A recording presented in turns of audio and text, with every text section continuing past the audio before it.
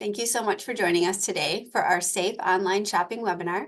My name is Rebecca Loresens with Madison Credit Union, and I'm so happy you could all make it. For those that couldn't make it today, the session is being recorded, so you'll be able to watch it later or share it with anyone else who couldn't be here. And if you have any questions as we go along, feel free to drop them in the chat. We're excited to again welcome Jeff Kersten from the Wisconsin Department of Agriculture, Trade, and Consumer Protection's Bureau of Consumer Protection. This is quite the mouthful. Jeff travels all over the state educating people, businesses, and even law enforcement about scams, identity theft, data security, and how to protect your personal information. With the holidays fast approaching, online shopping is an increasingly way to purchase those holiday gifts. Scammers know this and take advantage. Today, Jeff is here to help us learn how to shop safely online. So with that, please join me in welcoming Jeff Kersten. Hi, everybody. Thanks for joining me. And yes, we're here to talk about safe online shopping. So you may remember me from some past webinars. If you don't, let me just tell you a little bit about my background. I was a police officer for about 13 years. I certainly rely on that background when I'm talking about scams and identity theft and some of those other topics that we cover. I don't think being a former police officer qualifies me to talk about online shopping, but here I am. I am an online shopper. So I'll share some stories with you today of, some things that I've experienced, that my wife has experienced, and we're all trying to navigate this world. And Rebecca's right. It's holidays are fast upon us, and online shopping is certainly convenient, and there's some deals to be had, but we're all leery about not getting scammed as well. And it's not just holiday shopping. This clearly takes place year round. So give me just a second here and let me share a screen.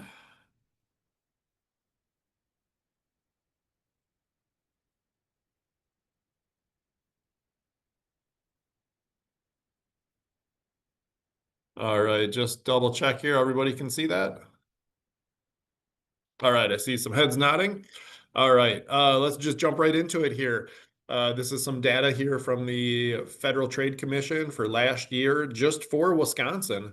And you can see online shopping is one of the top complaints.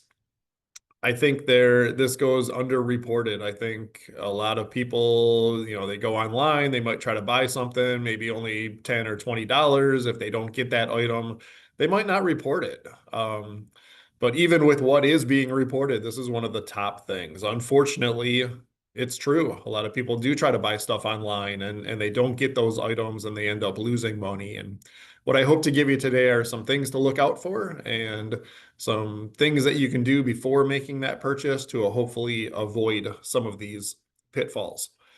So when we put this presentation together, we kind of came at it chronologically, if you will, of what do you need in order to shop online? Well, clearly you have to have some kind of a device that you're going to do your shopping from.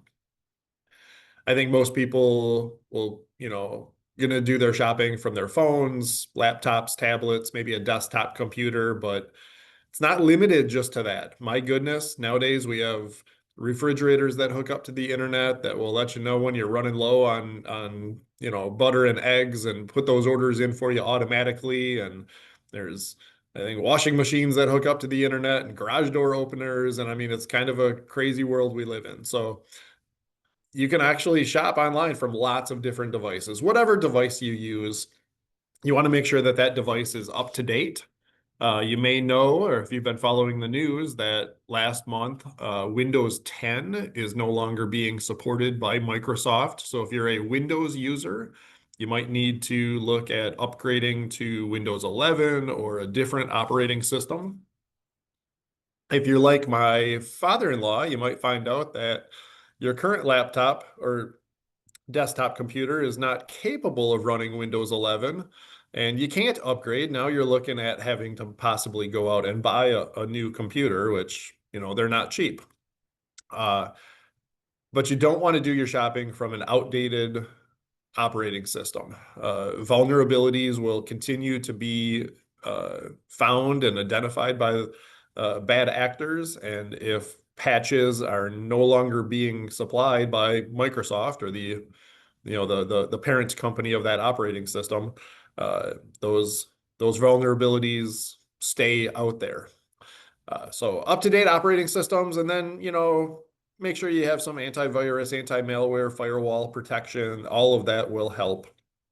And then the other big thing with computers, just never email sensitive information. Email is almost never secure. And I mean, even if it is a secure connection, now your information is just sitting in someone else's inbox, and you certainly don't want that. All right, so you've got your device. Now it's time to get online. My goodness, there's so many different ways you can connect to the internet nowadays through different types of Wi-Fi, and there's public Wi-Fi, and then your phone has a connection. And here's kind of the easy way to remember this. If you're not sure that you're on a secure connection, not the time to be doing online shopping or online banking. Wait till you're at home on your own secure network. I think that's the best advice. If you do find yourself out and about, and let's say you're at the coffee shop or the library or that fast food restaurant or some business that is offering free Wi-Fi for you to hook into, and let's say you're in a situation where you need to buy something right now because you need it here by Saturday for the birthday party, and you're not sure this is a secure connection. If you're on your phone, I would suggest turn the Wi-Fi off on your phone and use your phone's 4 or 5G connection to hook up to the internet. That's actually a more secure connection than Wi-Fi. And then I get a lot of questions about, should I use a VPN? So this stands for Virtual Private Network. What this will do is it will encrypt everything that you're sending back and forth online, even if you're on one of those open connections or open networks that we just talked about. VPN is a good thing. I'm talking to you right now on a state laptop, and I can tell you that our IT department, we use a VPN here at the office. The only issue I see with VPNs is that they're generally not free. For the good ones, you got to pay for it. I am not suggesting that anyone here needs to run out and buy a VPN just to do online shopping. The reason I bring it up is that maybe you already subscribe to a software, that antivirus stuff we just talked about on the last slide. Maybe part of that subscription that you already have, you might have access to one of these. If you do, great. I would say go ahead and use it. There are free VPNs out there that you can download, but I kind of, subscribe to the theory of there's no free lunch, right? Somebody is monitoring that traffic that I'm sending back and forth, and who knows what they're doing with that information. So I would generally be a little bit leery of downloading a free VPN. Excuse me. All right, so you've got your device nice and up to date. You're on a secure connection. Time to go shopping. It's actually very, very secure to shop at a known online retailer, pay with a credit card. Very, very secure. And I can't list them all, right? There's probably millions of them. We know all these real online retailers that are out there, the Amazons and Walmart and Chewy and Menards and, just all these different companies. They all have websites. You can all go shopping on those websites. And again, very, very secure. Where things start to get tricky is, let's say, rather than go to a real or a known online retailer to do your shopping, let's say you know what type of item you want to buy and you Google it. And all of a sudden now you find it for sale at all these different websites, some of which you've probably never heard of before. How do you know if this is a real website or a real online retailer that's being run by a business, or is this a fake website that was just created to steal payment card information, steal money, and has no intention of ever sending out any items? So if you find yourself at, getting ready to make a decision to shop at a new online retailer that you've never done business with in the past, there's some things to look at. The first thing you want to look at is see if this website is encrypted or not. See if it is a secure website.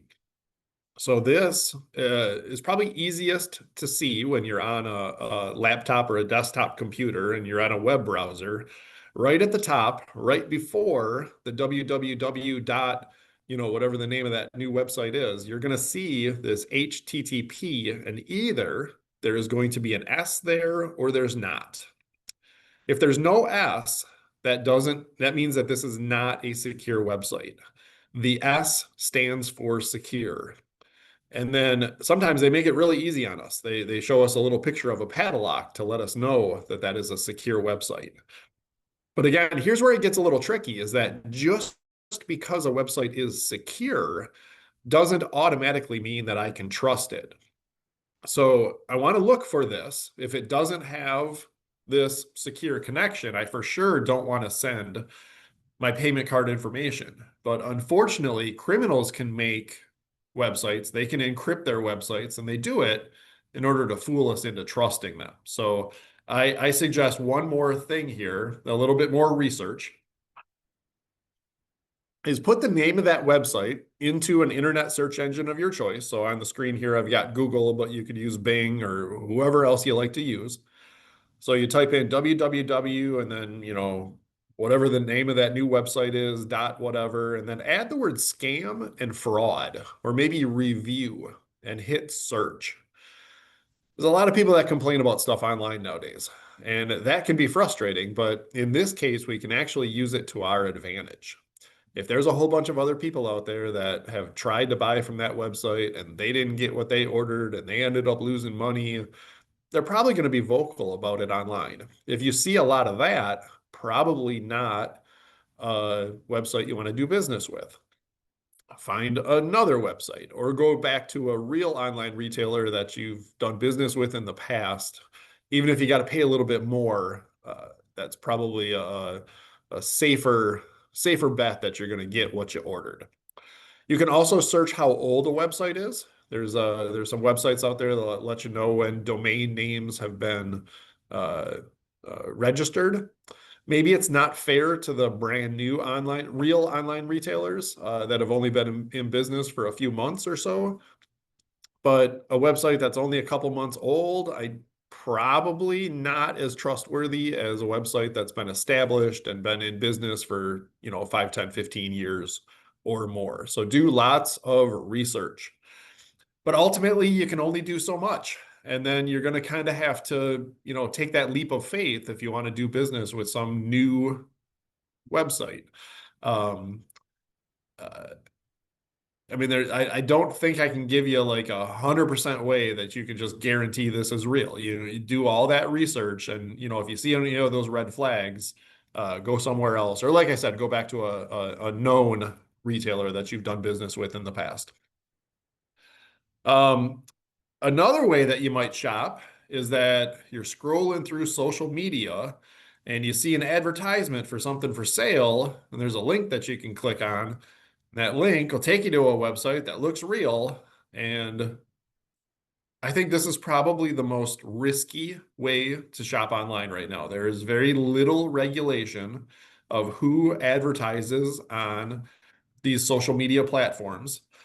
And the social media platforms, they can't stay on top of it because I mean we're literally talking about millions and millions of advertisements, and there's some unscrupulous ones that'll sneak their way in there. I would say be very, very careful about this. Don't click those links. Don't go to those websites because who knows where they take you. So you're scrolling through social media and you see something for sale. What I do is then I take that as like an idea. Oh, okay, well that's a cool product. Maybe I didn't know that existed. And then I'm going to go see if I can find that for sale at a website or an online retailer that I know is real. All right. Another way that you might shop online is with the international or some of these overseas online retailers. Now, I always like to start this slide off by letting everybody know if you're not comfortable with this, you don't want to do business with a company located outside of the US, you don't ever have to. So you can just plain avoid this if you want to. If you're interested in looking at these and seeing if you can find some deals, and I can tell you there's probably some deals to be had. There's some things that you need to look out for. Uh, very, very much buyer beware on some of these websites. You have to read the descriptions very, very closely. You have to read the return policies. You know, if you have to return something, you might be shipping it back to another country, and that could be cost prohibitive to ship that item back. Uh, Sizing charts for clothing and shoes for other countries can be very, very different than here in the US. So this is always a story I like to share. I will tell you, I've shopped on some of these sites before, and if you know me in my personal life, I really like to fish. So I'm gonna apologize in advance. All of my online shopping stories I think I'm gonna share with you today are fishing related. That tends to be where most of my spare money goes. And I was on one of these sites, I don't remember which one it was, and I saw some fishing shirts for sale. You know, those like long sleeve,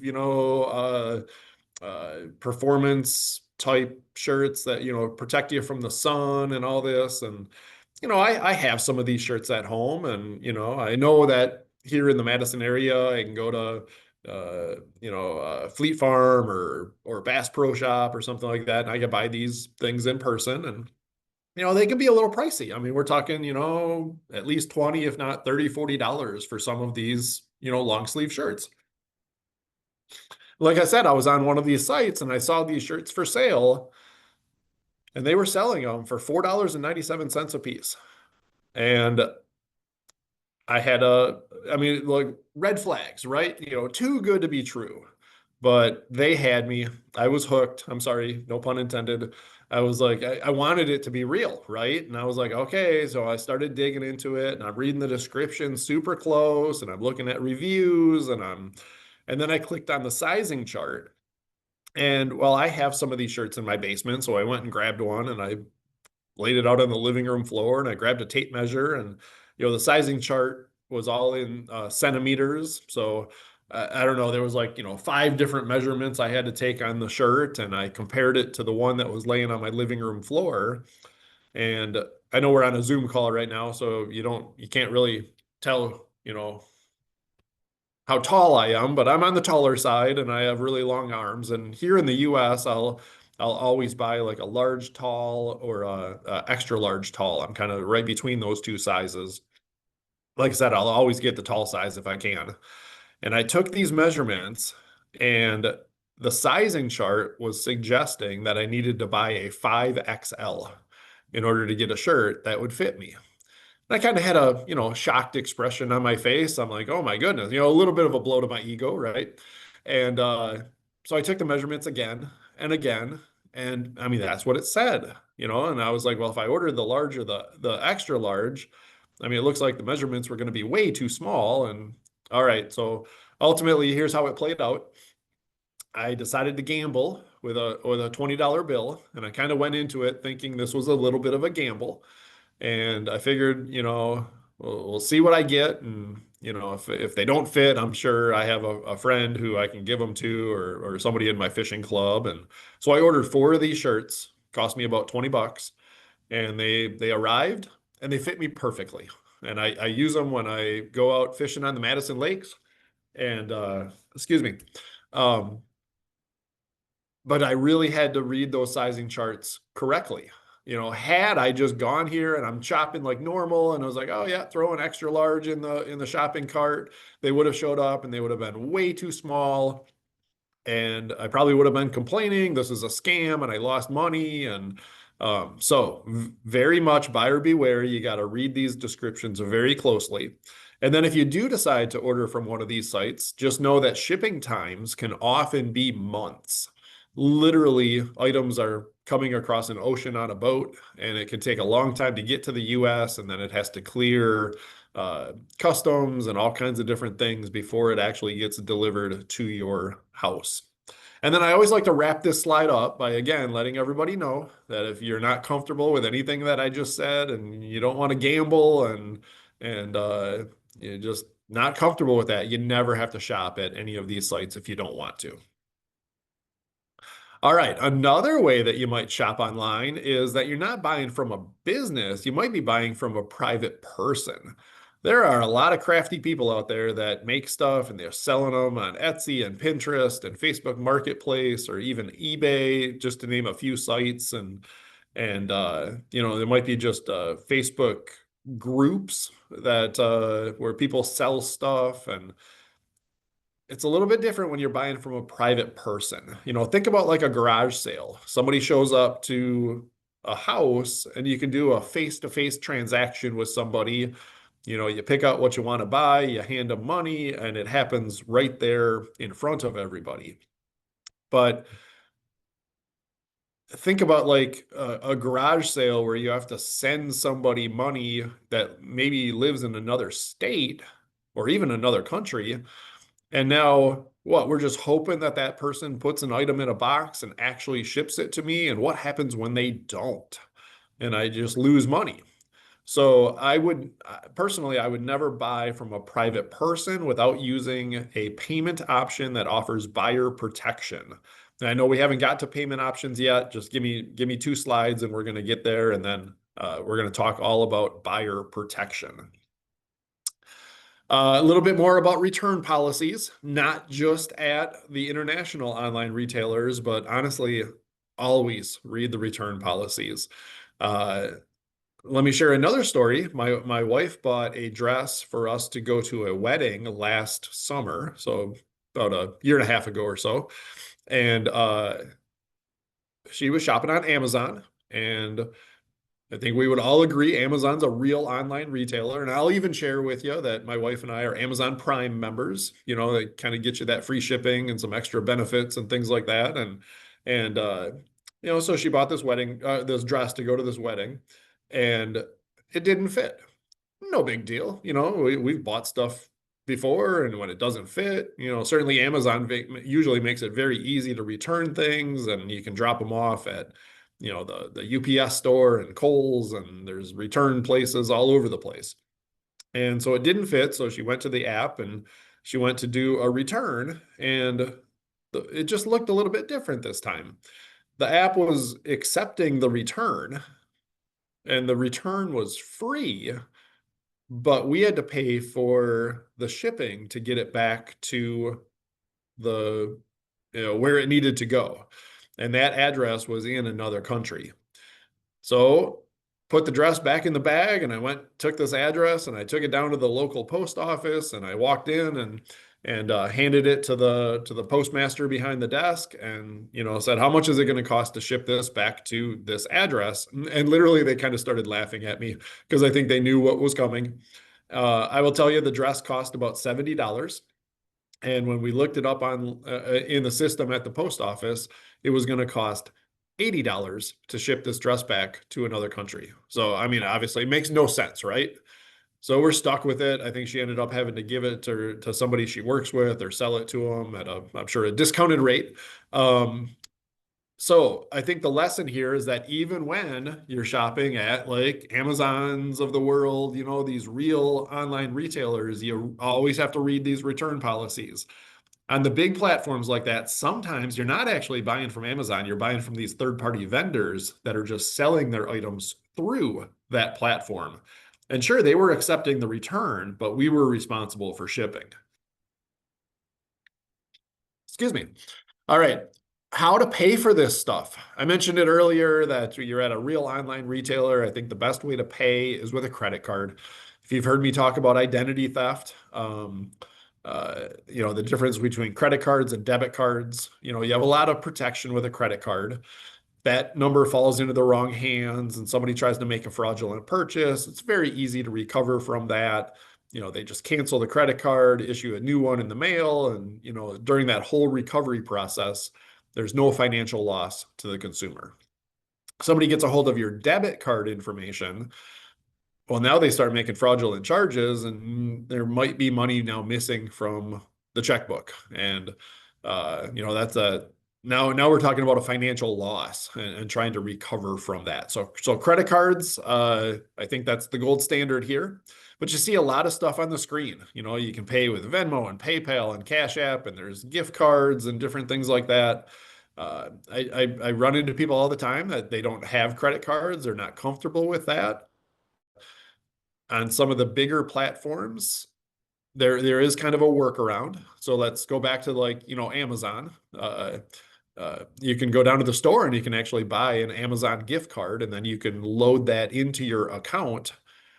So you can actually do your online shopping, and never once did you have to expose a debit card or a credit card during that transaction. You could literally go to the store and buy one of these gift cards with cash and then load it online and do your shopping. Um, all right, let's talk a little bit about buyer protection. So this is where like the PayPals and the Venmos and these third-party services kind of come into play. So, I found something online, it's being sold by a person and they're in another state. And just for easy math, let's say the item is $100. So when I go and I use a service like PayPal or Venmo or something like that, I select the buyer protection and then I send that person $100. Well, PayPal or Venmo is going to now take 3% of what I just sent. And that's their fee for offering buyer protection. So I send out $100. The person that's selling the item receives 97. That's right. The seller is the one who has to pay the fee, not me as the buyer. This doesn't cost me any more money. So the seller receives 97. Now their job is to put that item in a box and ship it to me. If they do, great. We're all happy with the transaction and we're done. If they don't, then I, as the buyer, can just file a complaint with PayPal or Venmo or whoever I used. Hey, I never got my item. I get my $100 back.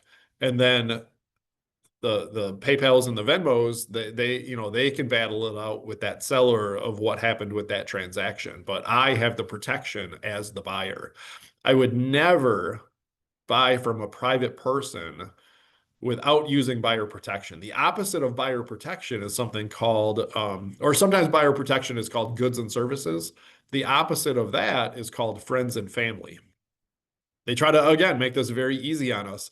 Friends and family options should only be used with, that's right, friends and family. If I was buying something from my uncle for $100, I'm probably comfortable sending him $100 and I know I'm gonna, get that item, or hey, I know where he lives, right? Um, but not a stranger. Never send money to a stranger without some type of buyer protection. And then one more thing on the screen, virtual card numbers. So the credit cards that you already have, when you load them into, uh, let's say like a digital wallet on your phone or your computer, you might see a prompt of whether you want to create a virtual card number for that credit card. So what this does is it creates just a brand new virtual 16-digit account number for your credit card. And you can use that number to do your online shopping. So the advantage is, let's say you accidentally make a mistake and your transaction falls through the cracks and this virtual card number gets compromised and somebody's trying to make a fraudulent purchase. Well, your credit card company can just easily cancel that virtual card number and create a new one for you, instantaneously.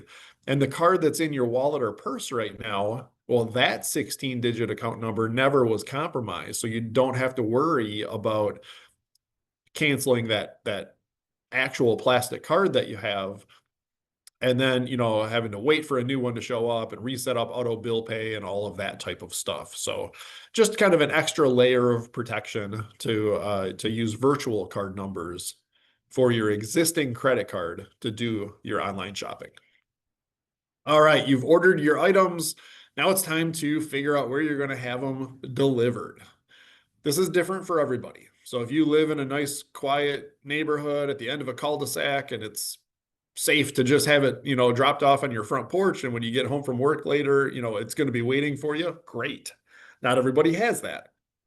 My daughter lives in an apartment building in Milwaukee, and she ordered a swimsuit to go on vacation a year or so ago, and her building is secure, but once you're inside the building, there's literally just a big round table, and that's where all the deliveries get tossed.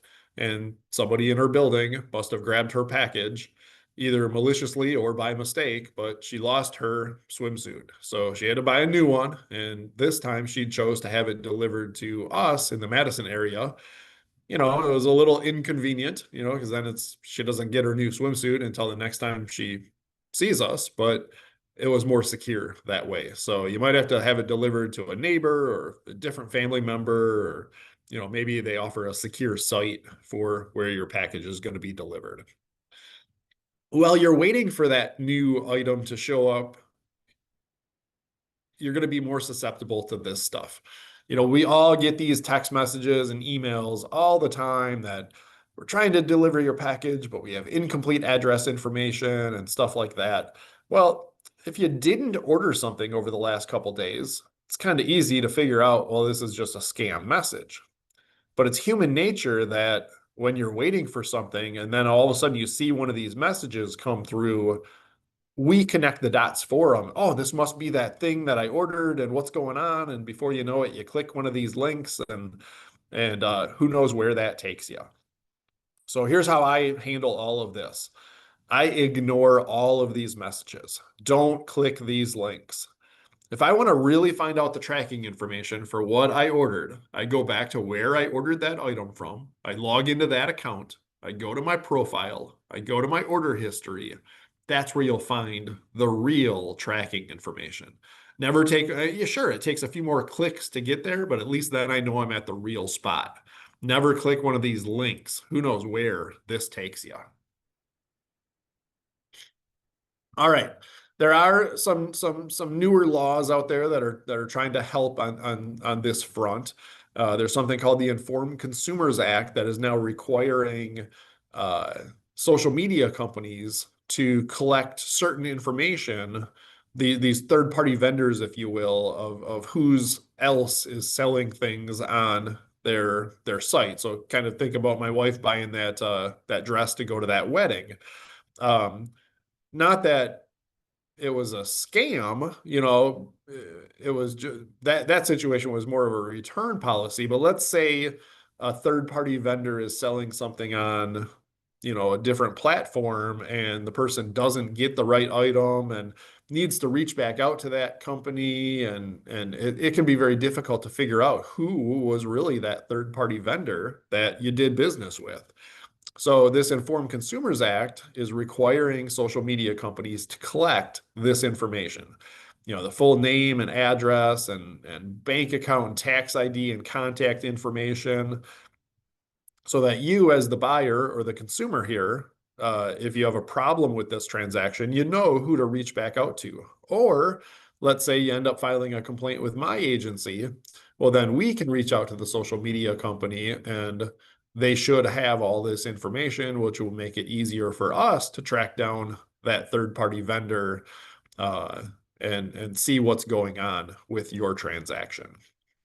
But again, I would say still very, very much be careful about the things that you see advertised on social media platforms and um, these other large online retailers that'll allow some of these third-party sellers on their sites.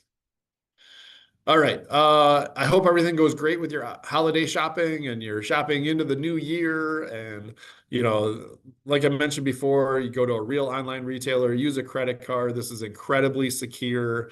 But if something happens and you try to order something and you don't get that item, uh, file a complaint with us. Give us a chance to look into it. We regulate business, and businesses, online retailer is a business. And even if they're not located in Wisconsin, if they're doing business with somebody in our state, they have to follow our laws. And so the easiest way to reach out to my agency is right there at the bottom of that screen, the consumerprotection.wi.gov. Or just call that 1-800 number. I'm sitting about 50 yards away from the hotline staff right now. And I can tell you, if you called that number right now, well, not all of you, don't do it all at the same time. But if just one of you were to dial that number right now, our average wait time is only 22 seconds before a real live person right over there will answer the phone. And it's a great place to start. We'll help you out and advise you if we think it's something we can help you out with, and let you know how to file a complaint with us.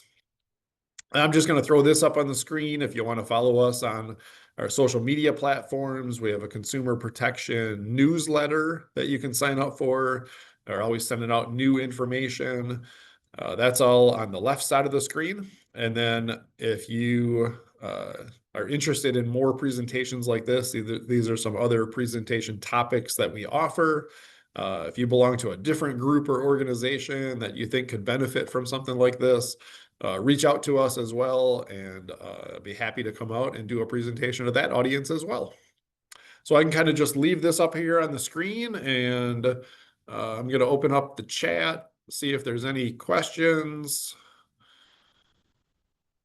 any comments. I don't see anything right now, so I'll give everybody a chance to, if you have a question, to type it into the chat, or I'm not sure if how many people we got on the call here. If you want to just, if you're comfortable, you can unmute and just jump right in as well. Yeah, feel free to unmute yourself if you have any questions.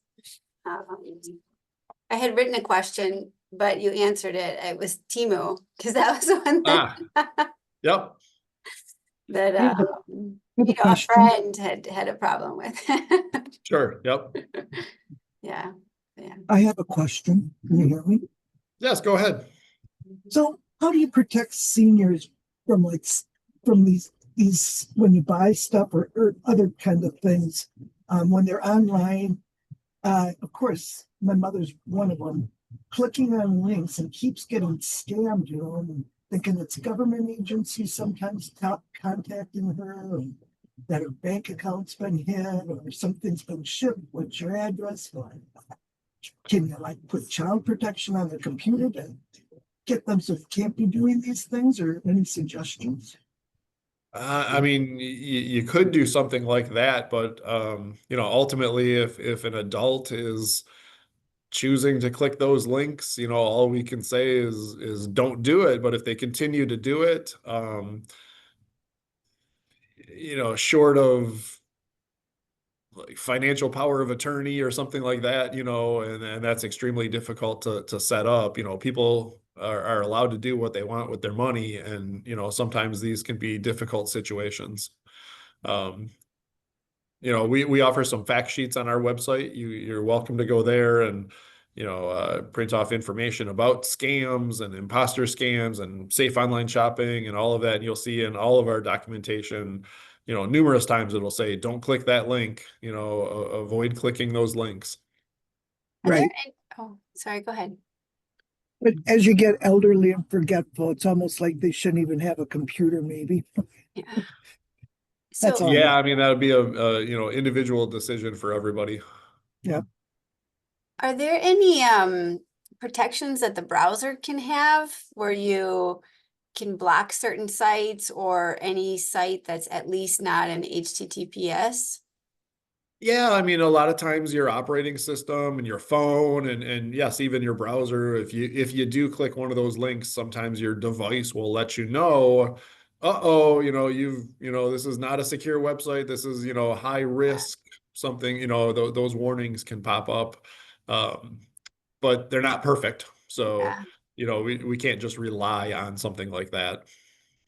Yeah, we have small kids and they have computers for school, but they seem to always find a way onto the internet or YouTube. But so, Yeah. and we get the little Chromebooks, but we could go in and say, okay, well, now we're gonna just only say like these sites are secure, so you can't use. But then they find another one, and then we're like, okay, now this one is Yeah. fine. But Yeah, I mean, even with that's- small children up to our seniors and everybody in between, it's usually the human behind the keyboard is always going to be the weakest link. yeah. The device can be up to date and you can have all the antivirus you want on the computer, but if that operator still chooses to click a link or go to a bad website, the device doesn't necessarily stop that from happening.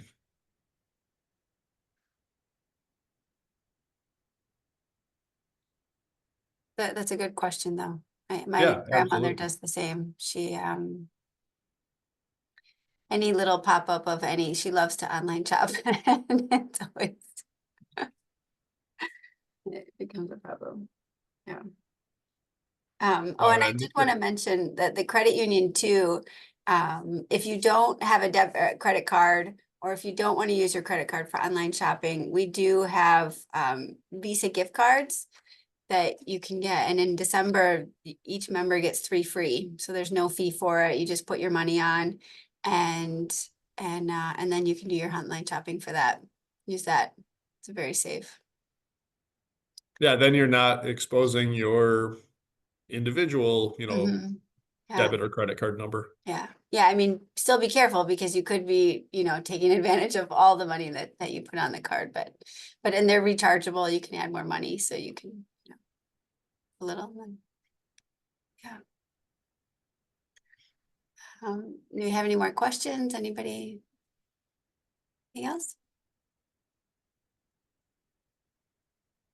Was anybody interested in any of the other webinars? I think we'll do again, early next year, some more of the identity theft and scams. And we talked, Jeff and I earlier, to do some of those in person if people would be interested in that.